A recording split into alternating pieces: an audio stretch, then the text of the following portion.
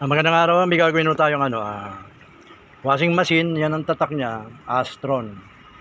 Yan, dual tab siya. Yung klase ng washing machine na to, ito meron siyang meron ng patungan na ganito. Kakabit siya sa gilid, yan sa likod. Ayan Yan ang klase ng washing machine na to. Bali, ang naging problema nito, sabi ng may-ari, ang unang nasira, itong dryer niya, itong spin dry.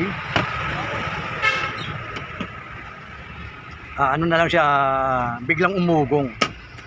Nung umugong na, hindi na nagagamit to. Bali itong wash na lang ang nagagamit nila. Pero nung hindi pa nagtatagal, pati itong wash na to, itong wash na to, yan, hindi na rin mandar, umusok daw ng amoy. Kaya parehas ang problema nito, itong sa wash niya at sa spin dry, parehas sila. Kaya pinagawa na kasi totally wala nang magagamit kahit sa rito sa dalawang ito. Ayan nga, hanapin natin siya. Gagawin natin, tutulog tayo sa medikot, titignan natin kung ano mga naging problema nito. Bakit parehas nang huminto itong washing machine na to. Dito tayo tututok. Dito sa sa parting to, dito sa likod na to. Mali ang naman sa loob ng ng washing machine. Ito yung yung motor ng spin dryer. At ito naman yung sa wash. Ito. Ayan, yun nasa loob na yan, sa wash motor yan. Bali, dalawang motor na nandyan. Bali, pag ganyan, unang tinitignan, yung capacitor. Tingnan natin kung may problema yung capacitor niya. Kasi sabay na siyang nawala. Ito yung capacitor niya. Ito. Ayan, kung papansinin nyo yung capacitor niya, may tumagas na may lumabas ng kulay itim. Kaya siguro huminto na itong washing machine na to, nagkaroon na to ng problema itong capacitor niya. Bali itong capacitor na to, bali dalawa na bali dalawa na yung laman niyang capacitor. Itong isang parting to sa spin dryer na capacitor, at itong naman sa parting kabila sa sa wash capacitor. Bali, ang gagawin natin dito, testerin natin. Titingnan natin kung parehas na sira yung capacitor na to. Dito muna tayo tuto kasi may tumagas ng pyesa dito sa may loob ng capacitor. Tatanggalin natin ito, papaklasin natin. At ito, nakikita ko rin dito sa may parte ng wash. Itong pinaka-belt niya. Yan. Bali, na rin maluwag. Isasama na rin natin ito sa pagbili para sa pag ginamit niya ng normal, hindi naman magkaroon ng problema rito sa may belt. Kita mo, yung belt niya, tingnan mo, tatanggalin natin. Yan, pag ganyan pa lang, tanggal na kagad. Ito yung belt niya. Papalitan na rin natin ito kasi maluwag na. Pinutol natin yung wire niya. Iniwalay muna natin siya dito sa washing machine. Ito yung capacitor niya. Bali, dalawa siya sa wash sa spin dry. Bali, ang value ng capacitor. Ito, nakasulat dito. Ito, ayan, nakalagay 8 plus 4. Ibig sabihin, itong kulay yellow na to, 8 to. 8 microfarad. Tapos ito namang itong 4 na to, 4 microfarad sa spin dry. Kaya itong linya nito, isa sa spin dry, isa sa wash. Ngayon, ang gagawin natin, tetesterin natin to. O ang gagamitin natin dito, itong analog tester, nilagay ko sa 1K, 1 kilo ohms, kasi mababa lang yung microfarad niya, kaya dito tayo magte-tester sa 1K, 1 kilo ohms. Yan. Bali, ang testerin muna natin, itong sa spin dry, yung 4 microfarad, itong red and black. Tingnan natin kung magkakaroon siya ng palo. Ayun. Kung mapapansin nyo, nung tinester ko itong dalawang to, umabot siya sa 0.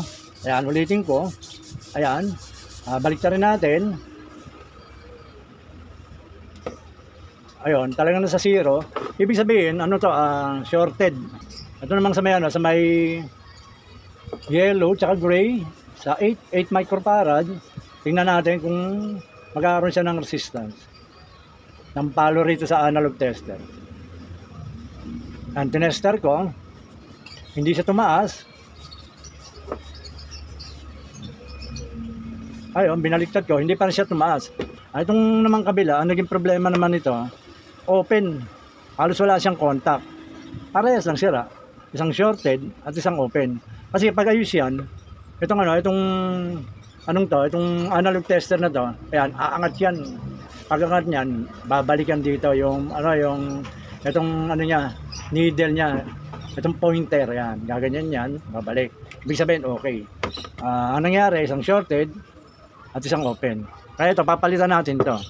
Kukuha muna natin ng pyesa.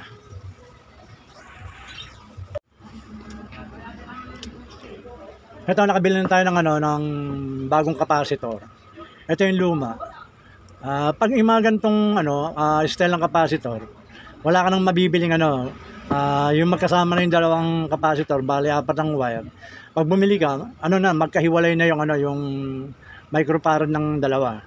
Itong isa, ayan, nakalagay rito ay 5 microfarad. Itong 5 microfarad na to para sa spin dryer to. Tapos itong isa, ayan, 8 microfarad.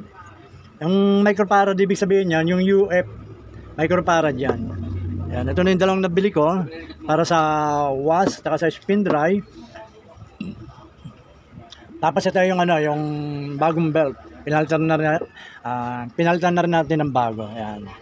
Bali ang gagawin natin, tetesterin natin to. Titingnan natin kung ano ang pagkakaiba niya rito sa nasirang capacitor. Yan, nakalagay siya sa sa times 1K. Dito muna tayo sa may analog. Itong tetesterin muna natin itong 8 microfarad, 8 UF para saan to, sa wash motor. Testerin natin. Tingnan sa analog tester. Ayun tumaas siya, tapos bumalik. Kabilahin natin. Ayun. Kapag ayos yung capacitor, umaangat yung pinaka pointer niya, yung needle, tapos babalik. Yan. Ito naman itong 5 microfarad para sa spin dry. Testerin din natin. Ayun. Baliktar natin. Ayun. Baliktar nila. Ayun. Yan ang malalaman kung ayos yung capacitor. Aangat siya, tapos babalik. Tapos ito yung belt. Ayan. Ito yung maluwag na. Ito yung binili natin. Medyo masikip. Ayan. Ito yung ilalagay natin para at least maganda rin ang ikot ng pulsator niya. Maganda yung kapit ng belt. Ito mga sasalpak natin doon sa washing machine.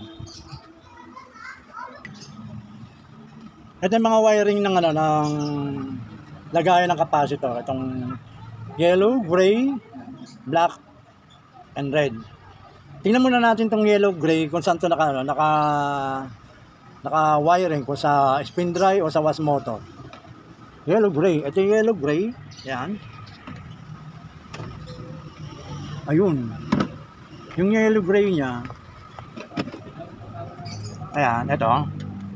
Papunta ng wash motor. Ibig sabihin, yung yellow gray, yan yung 8 microfarad.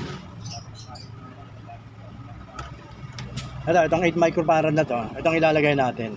Mas mataas ang microfarad ng wash motor kaysa sa sa spin dry. Pag inilagay mo naman itong capacitor na to, wala naman tong polarity. Kahit magkabaliktad siya sa dalawang yan, sa yellow at sa gray na yan, walang problema.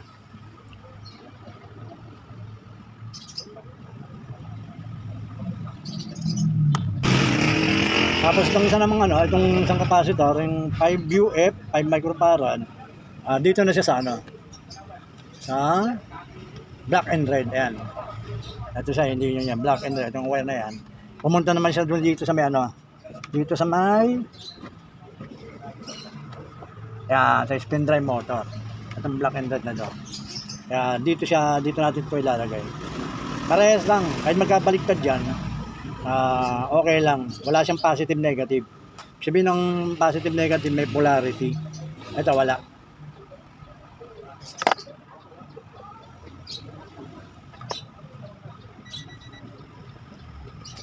Balutan natin ng tape.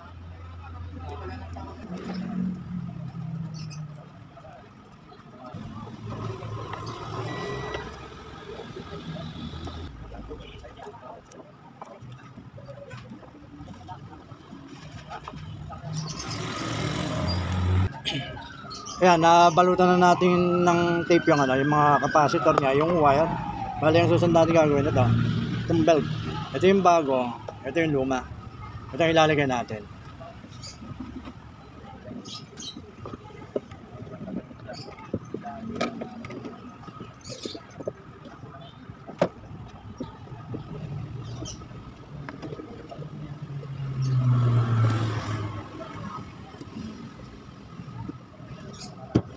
Yun.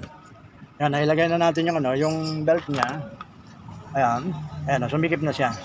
Maganda na yung ikot yan. Hatak na hatak niyan yung pinaka-pulsator doon sa may sa ibabaw ng ng tab ng was. Bali ang gagawin natin, pagaganahin natin siya. Ayan, naibalik na natin sa natin yung pwesto. Ang gagawin natin itong plug niya, sasaksak na natin. Ayan. Bali ang gagawin natin, pagaganahin natin yung was saka yung spin drive. Ayan. Dito muna tayo sa was. Ikot natin to. Yun. May ikot na.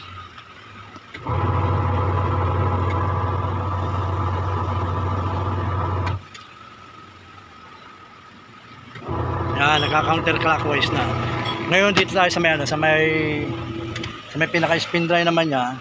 Tingnan natin kung iikot na rin yung yung tab niya. Yun.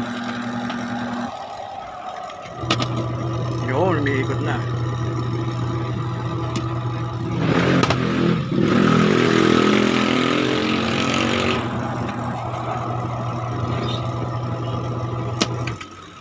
Bali gumagana na yung sa was niya. Andito sa may spin drive. Pwede na uling gamitin ng may-ari ito. Bali naging problema lang niya.